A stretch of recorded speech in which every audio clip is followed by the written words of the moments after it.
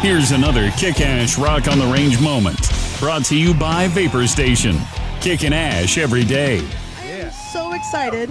I am fortunate enough to have my very first interview of the weekend with one of the best bands ever on the planet. The Sick Puppies are here. Thanks for having us, man. Yeah. Thanks for playing the track. So we've got Mark and we've got Brian and Emma, and they are here. And you guys just released the new album today. Today, right here, man. We're so happy. Fury is out. So cool. And Brian, it's your birthday. It is my birthday. So happy birthday to you. Thank you so much. Right on. So, okay, let's get right to it. First of all, how did you guys know that Brian was the fit for your band? Well, his voice. First and foremost, his lovely voice. Yeah. He sent me a video on Facebook and of him playing another band's song, and his voice was the first thing that caught my attention. I sent it to Mark, and I said, "Can you send us Odd One and You're Going Down?" And he sent it through, and it was just like, that's a no-brainer. Done and done. Done and done. You were with Emphatic, and I remember that band. And then when I found out you were the new singer, I go, "Oh my God, that's a perfect fit." So, and I have to tell you, we put it on this thing that we do. It's called like a Blitz feedback formy type deal. Ratings were real high, so Blitz listeners really liked it a lot. Awesome. Nice. Thank you so much. So with the title of the album, Fury, I've read a few things about how you came up with it, but tell me specifically to my face, how did the title Fury come up?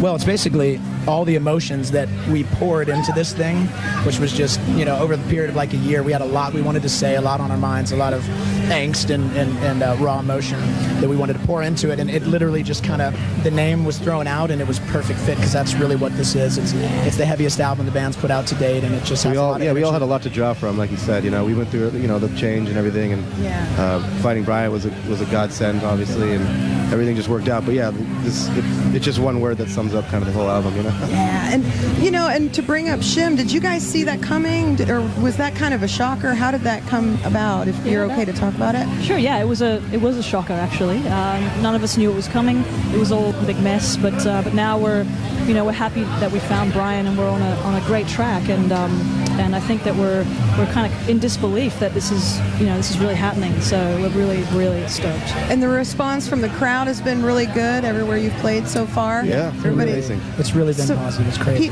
People know the words to the song already, I got to imagine. Yeah, absolutely. Right? Yeah. That's the thing to come out and obviously you play the old hits that everybody loves, which is so cool. And to be able to throw this new music out, and even kind of at an early phase, and thank you so much for all the love, stick to your guns. Absolutely. We love you guys for playing it. And, Absolutely. And people have been digging it. They've been going crazy, singing all the words. So it's really a good sign. So Emma, Brian, and Mark from Sick Puppies up here on our stage, which is really cool because I just literally walked in. I was like, "Oh, my very first interview! Yeah, this is awesome." Nice. So this means a lot of touring for you both, or you three. So what's going to happen from this point on? Where are you headed now? What kind of touring? Just you touring. Just a few more shows, and then we have a few. We're just booking dates right now. We have some stuff in June, and then we're starting in July up again, like full on, and just doing what we're doing now. Just doing your thing. So when you guys are able to kind of have a little downtime, what do you kind of do with your time? Do you read? Do you? Nicolas Cage movies for her. Just Nick Cage. Good call, Emma. Tons. Nice. Yeah, I mean, we always say like what do you do for fun? Like this is our fun, obviously jamming. We look forward to doing this. I mean, other than that, we're just roaming around, just trying to get into trouble somewhere. But about it. Okay. Well, you found it on the Blitz stage, that's for sure. That's right. So what's the last not fast food but chain restaurant you each ate at? Raising Cane's, chicken Nice. Oh, the fingers. Canes. I'm looking at a Papa John's thing right here. That sounds good. I think that's what he's about to eat. Yeah. Right, right next door. Emma, what did you have Fast last? food chain? I think it might have been like Chick-fil-A or something like that. I can't remember. Chick-fil-A. The only time I ever crave Chick-fil-A is on Sunday. They're cool to go like that. Why they not open on Sunday? Give me my Chick-fil-A on Sunday. So that's it's the great. Lord's Day. So with all the touring you're doing, what's one non-electronic instrument that you use, right? I've been asked that actually recently, and I said I said oatmeal, some sort of a food item, but oatmeal's a really I know it's a strange thing, but it's such a neutral food, and if you're nervous or if you're hungry or something before the show, oatmeal is always a nice neutral thing to have. Yeah, oatmeal kind of settles your stomach. A hand grip thing. Oh, yeah. Just, I've been taking advantage of that, too. Fingers, That's good. You That's gotta really good. keep it going for the guitar. That sounds bad. It's not what you... That sounds really bad. Trying to work out. We do have a shake weight on the bus for it. Was that yours? Where did that even Wait come a from? minute. That's not us. You assume it's mine. I just kind of saw it there. It's funny, we put it on our rider once and we got it one day. A shake A weight? shake weight. Are Yep. you kidding? We had 2. We have 1 now, but We had Where like did the 4 other at one go? time. I don't know. Who stole it? What happened to the second one? It's a man, mystery. it's- I don't know. Appeared in the crevices of the tour bus somewhere, somehow. Yeah. So, with Stick to Your Guns out there now, what are your favorites for maybe the next one coming out? Ooh, we'll just have to see on that one.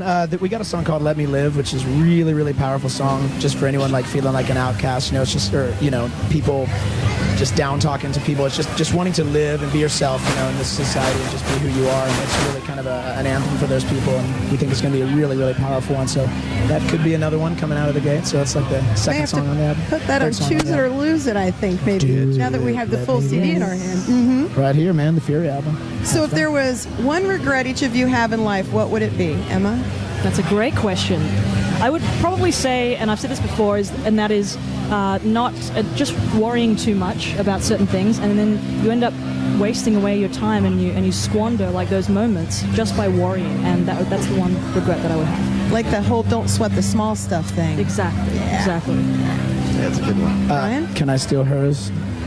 It's really, yeah, I mean, thinking about It's a good general one. It's true. Like sometimes you think about little things that are, and it just consumes you. Like I'll do that even on stage or something. If I miss one little note, I'll think about it for the rest of the song. And people don't really care about that. They're there just to hear the whole thing just leave it alone. Just And don't let that stuff worry you. Yeah. Just fans really don't even notice that, I mean, being musicians, you're your hardest enemy and your worst critic, and when you goof up or you do something that's just not right, par.